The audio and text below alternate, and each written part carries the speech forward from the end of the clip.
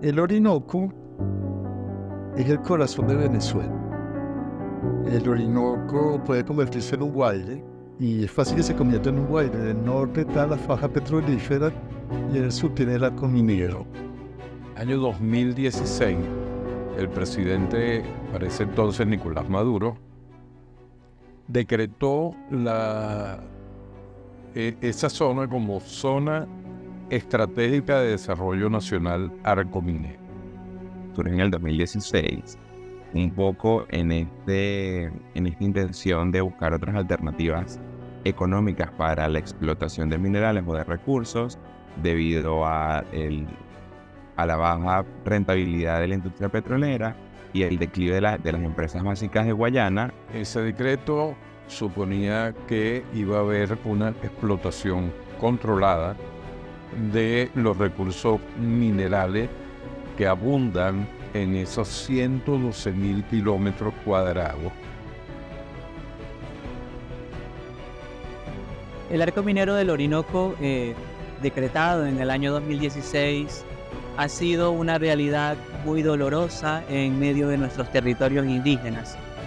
Estamos hablando que se fue del control tanto de lo que tú extraes en el sitio como en el tráfico de la droga que está pasando por ese sector. Es verdad que existen empresas mineras en los territorios, organizados, con gente que lleva la mina, que lleva el oro a algún almacén, pero también hay minas que no son controladas por el Estado, que son minas controladas por bandas delictivas, por guerrilleros. Hay mucha gente que ha muerto en la mina. No tenemos un número exacto de cuántos mineros han muerto, cuántos trabajadores anualmente puede tener una mina, ni de cuánta gente pasa por temporadas en la mina. Pero sí podemos decir que en estos territorios la gente que entra está jugando también entre la vida y la muerte. ¿Y usted ve posible la existencia de un arco minero que esté, digamos, funcionando bajo el marco real de la ley? O sea, ¿ve posible que siga así? Grupos armados que te van quitando también la paz, que te van quitando también la riqueza cultural, la riqueza económica, y también te va quitando al final la alegría, ¿no? La alegría de querer vivir y de querer soñar.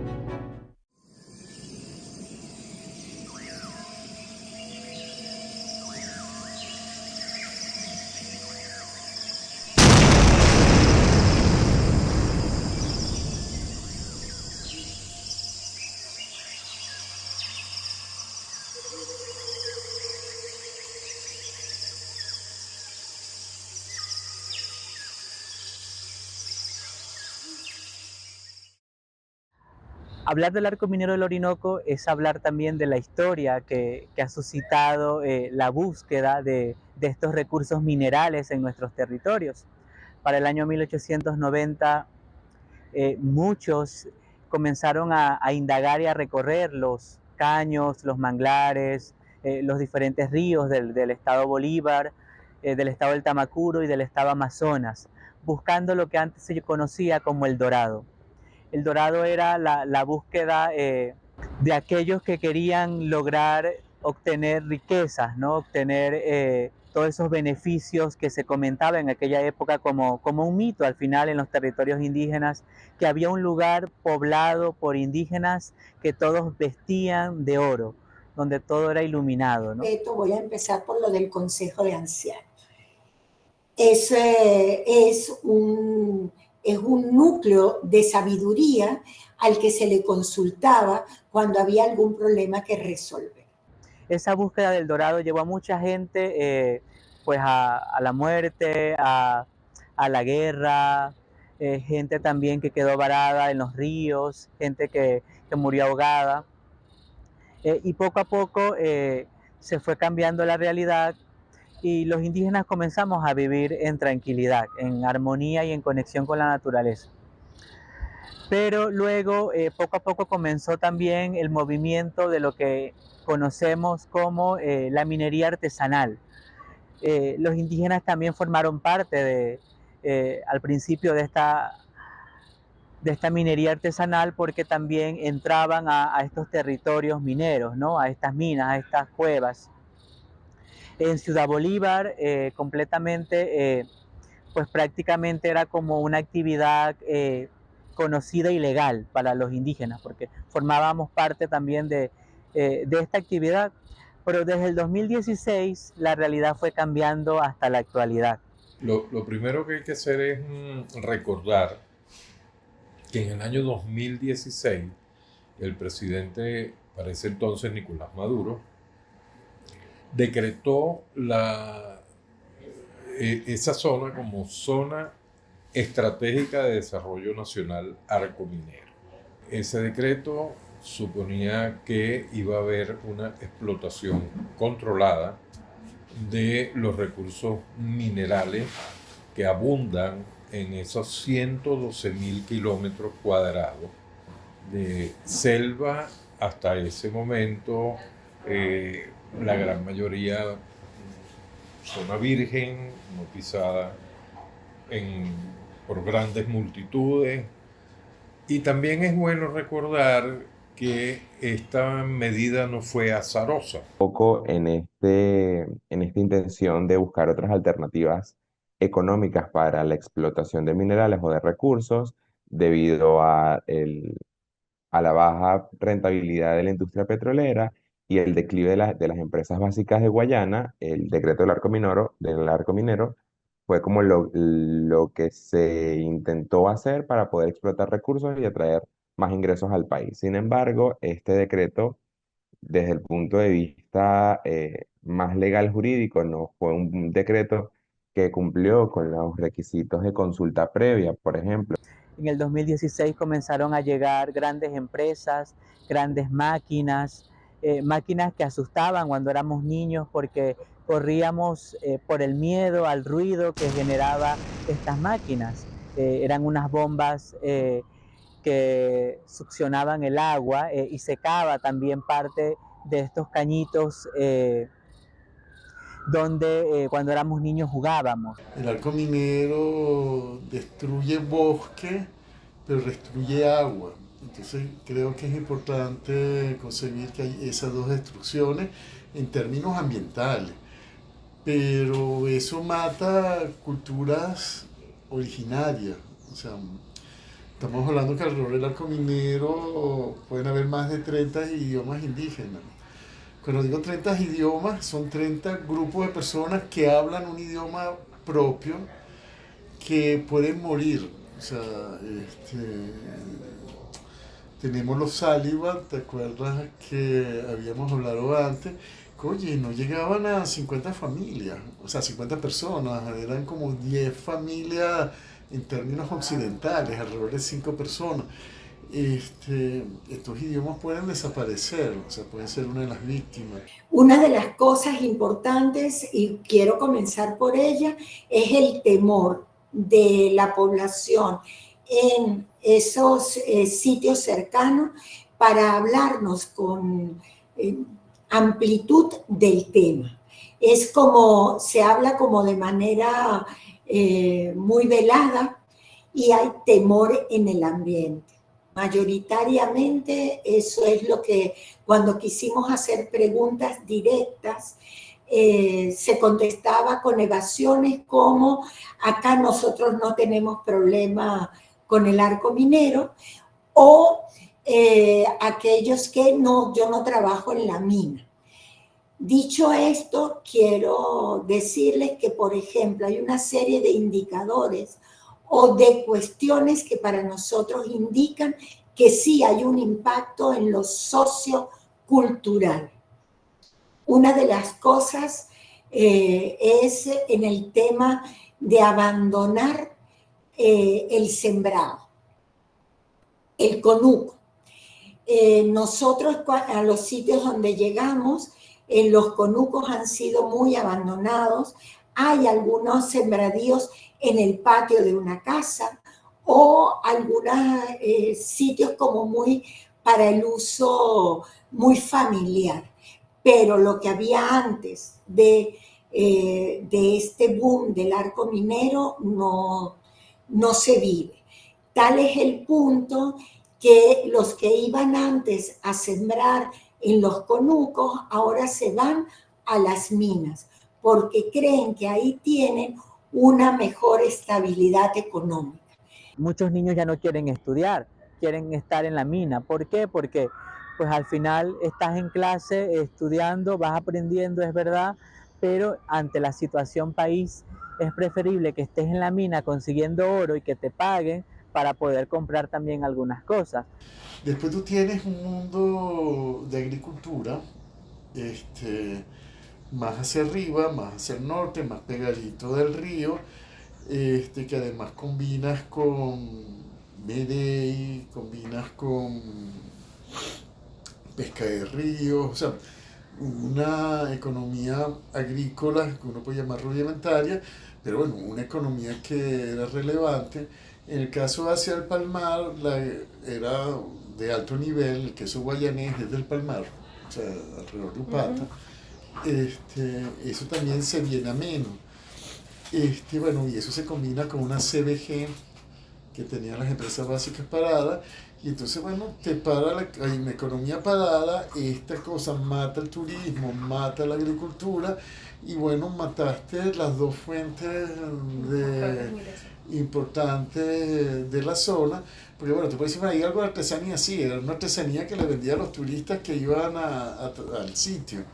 Mataste eso, o sea, mataste turismo, agricultura, y bueno, no, la cosa no sigue. No. Antes, cuando tú ibas al Callao, en el Callao mucha gente siempre iba a comprar oro porque el Callao históricamente siempre ha sido minero, toda la vida, solo que era una minería mucho más artesanal, no era tan lesiva con el medio ambiente, pero la gente siempre iba al Callao a comprar oro, que si para los bautizos, las personas que se iban a casar compraban sus anillos allá, tú ibas a la plaza del Callao y había un montón de joyerías.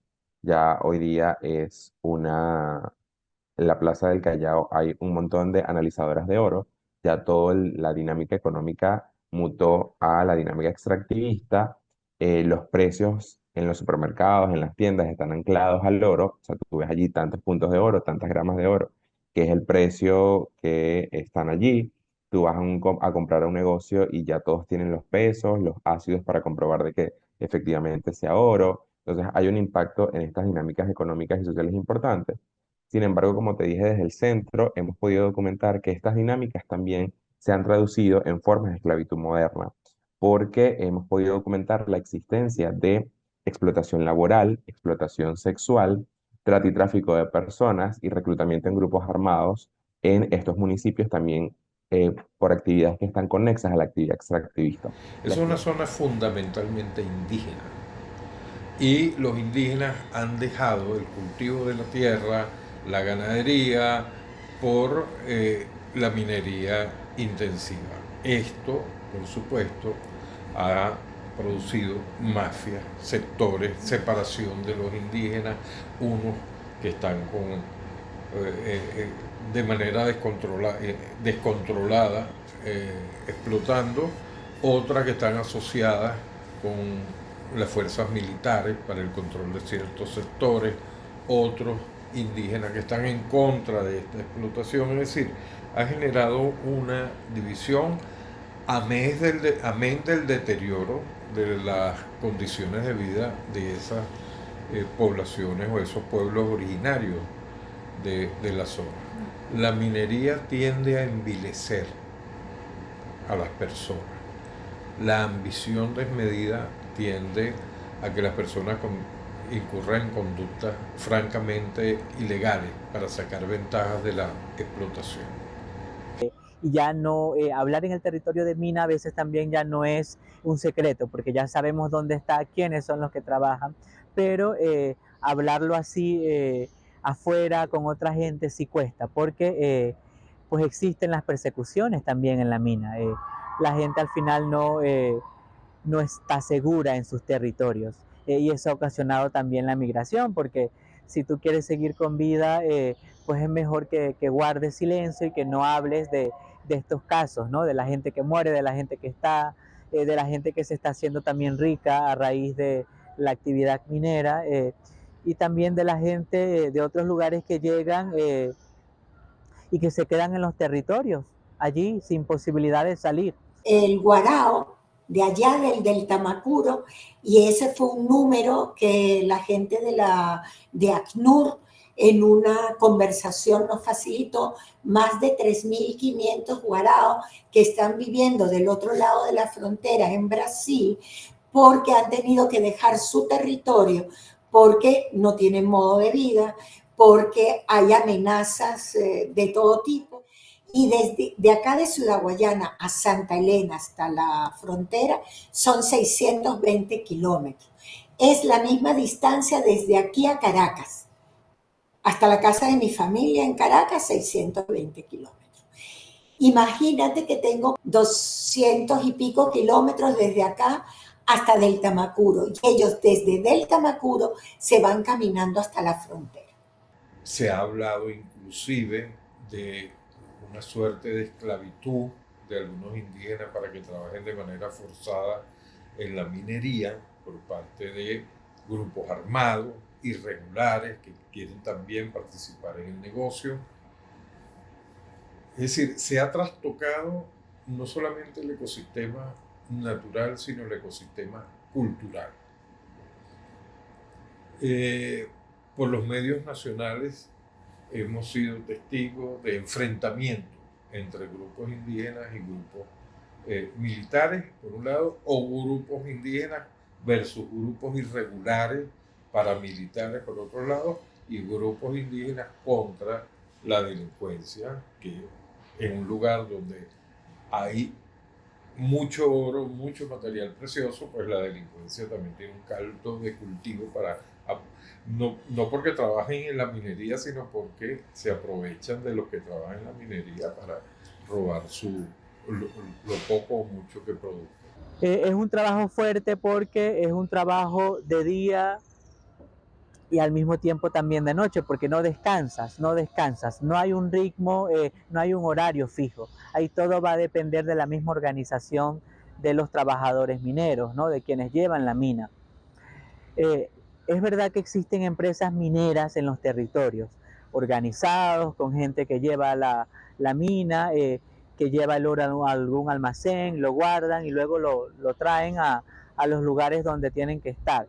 Pero también hay minas que no son controladas por el Estado, que son minas controladas por bandas delictivas, por guerrilleros, por gente no de nuestros lugares, que se encargan prácticamente de estas minas. Y lo que hacen estos trabajadores es someter prácticamente a los mineros, ¿no? Hay mucha gente que ha muerto en la mina. No tenemos un número exacto de cuántos mineros han muerto. No tenemos un número exacto de cuántos trabajadores anualmente puede tener una mina, ni de cuánta gente pasa por temporadas en la mina.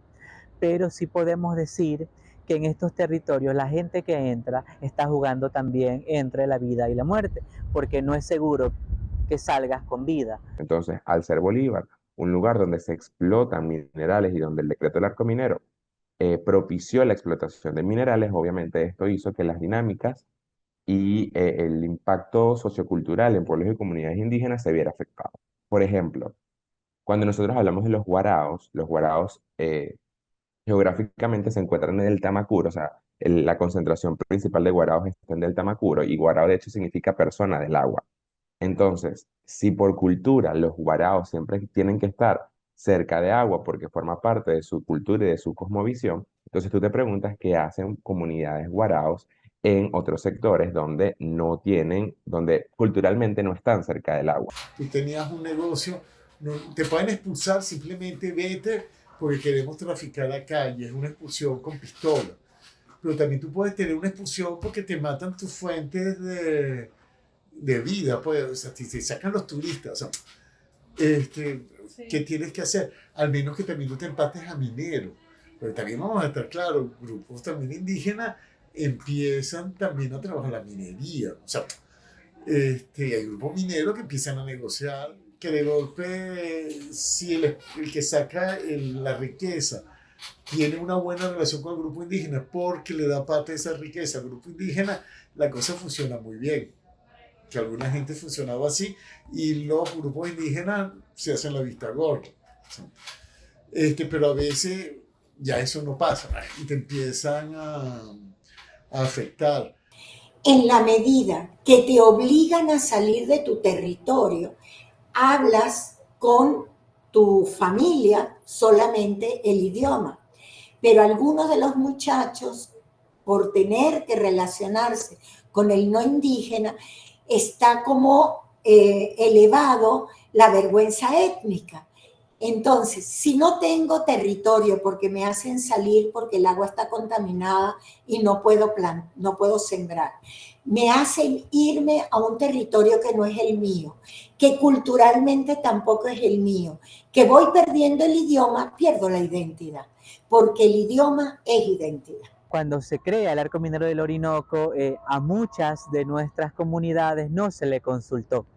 Y entonces prácticamente nuestra lucha hasta ahora ha sido que reconozcan las leyes que ellos han creado por nosotros, y que se reconozca también la existencia de nuestras comunidades en esos lugares donde se practica la minería, ¿no? Luego lo segundo está la realidad de que el Estado debe reconocer que si quiere una producción o un crecimiento económico para salir de la crisis sociohumanitaria que vivimos, la minería puede ser quizás una oportunidad, pero reconocer que no toda actividad minera ayuda a los territorios ni a las tierras, ¿no? Porque la contaminación es demasiado complicado, porque son tierras prácticamente que ya no van a volver a producir, ya no se va a volver a producir nada en esa tierra, y luego que esos ríos que se secan ya no se van a volver a llenar de agua. La reversión de esta situación no se vislumbra a corto plazo. ¿Okay? El gobierno del socialismo del siglo XXI ha asumido esta zona como una fuente inclusive de financiamiento, no solamente para el tesoro público, sino también para, diríamos, aliados que quieren participar en el festín. Por lo tanto, no se ve voluntad política. Con un nuevo modelo económico, un nuevo gobierno, otra manera de pensar el país, habría que de manera urgente repensar esta situación. Quizás nos amarran contratos legalmente firmados con empresas internacionales, los cuales seguramente habrá que rediscutir, porque a cada empresa se le da una parte de la torta para la explotación. Esto habría que rediscutirlo y ponerle algún término a alguno de esos contratos. ¿Usted ve posible la existencia de un arco minero que esté, digamos, funcionando bajo el marco real de la ley? O sea, ¿ve posible que siga? No, yo creo que ese tiene que ser una de las cosas que se tiene que analizar, porque además tenemos vendido el territorio extranjero. Mira, en primer lugar, sí creo que tiene que ser una formación reflexiva y propositiva, donde tenemos que reflexionar de qué manera nos ha impactado esto en negativo y qué cambios queremos. Lo otro, si simplemente se cumpliera la ley de los pueblos y comunidades indígenas, tal y como está, y no hubiera impunidad y se generara un ejercicio de la justicia, yo creo que con eso sería mucho lo que lograríamos. Pero sobre todo que el pueblo indígena conociera su ley, porque se le dice, yo te quiero, yo te respeto. Entonces es el maltrato y es hacerte someter, ¿sí? Entonces, si nosotros vamos a un espacio humano, tendríamos que empezar por reflexionar, discutir, proponer, escucharnos. Y aquí voy a decir algo que decía el padre Cocal. Entre la democracia y el consenso, me quedo con el consenso, porque el consenso es la verdadera democracia. Si tú me dices cuál es la salida, legalizar la sacada de las cristinas. O sea, una vez que tú tengas las cristinas, que van a generar fuentes de empleo dignos, decentes, tal, y cerrar, o sea, controlar esta zona, pero controlar esta zona porque hay posibilidad de trabajo acá. Okay. O sea, me explico, porque unas medidas represivas ahorita, o sea, hay que hacer las medidas represivas. ¿Qué hacemos con los empleos que han generado ahí en un país que no tiene empleo? O sea, ahí la cosa se trancó ahorita por la crisis país. Uno de los problemas que están emergiendo ahorita es que no hay trabajo. Alguien que mataba tigres hacía torta para vender en el trabajo, o compañeros que venden tortas acá, ya la gente no está comprando tortas. Empieza a haber un problema de disminución del trabajo. Que aunque se haya controlado la inflación, al no tener trabajo, tu nivel puede ser hasta peor. ¿Cómo resolverlo? Y yo digo, bueno, hacer algo de control, pero hacer algo que motorice la economía de manera ambientalmente correcta. Entiendo que la Cristina pudiese ser un sitio que resolvería eso, porque podría ser la fuente de atractivo, y después hacer un proyecto de desarrollo armónico para el resto. Pero el proyecto de desarrollo armónico tendría que, para que funcione eso de turismo, naturaleza, o sea, tú tienes ahí fuente potencial, pero eso no significa no tener mina. O sea, significa tener alguna mina sacada bien.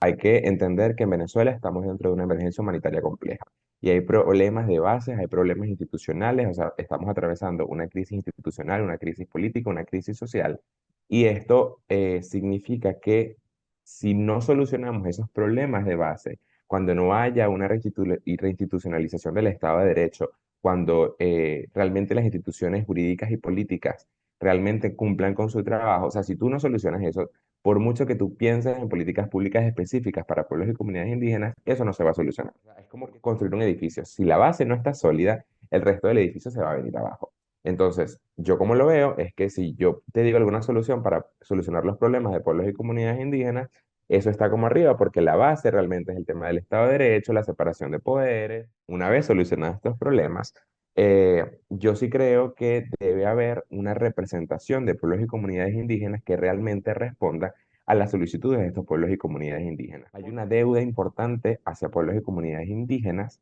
que es que no se ha hecho la demarcación de sus tierras originarias. Eso es una deuda que el Estado ha tenido con estos pueblos y comunidades indígenas desde hace muchísimos años y es importante que se les reconozca cuáles son sus tierras y cuáles son los límites de esas tierras. Y hay que entender y respetar que para pueblos y comunidades indígenas el respeto a sus tierras originarias es respeto a su cultura, porque también dentro de su cosmovisión ellos entienden eso como una propiedad colectiva. Y de hecho han habido sentencias de la Corte Interamericana de Derechos Humanos donde validan que debe haber un respeto hacia la propiedad colectiva de las tierras originarias de pueblos y comunidades indígenas.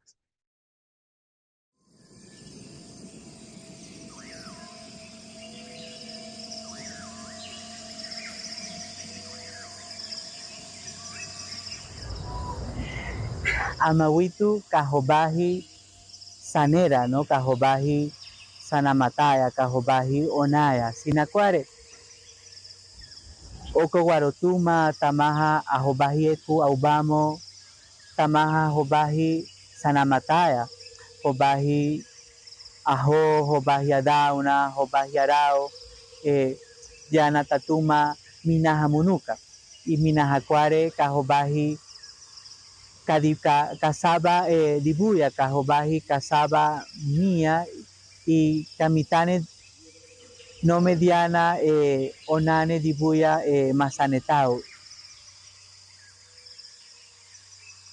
Y sí, pues la Tierra está llorando, la Tierra sigue sufriendo, nos está hablando, ¿no? El cambio climático no es algo que va a parar en un día, ¿no? La Tierra nos habla, la Tierra nos quiere decir algo.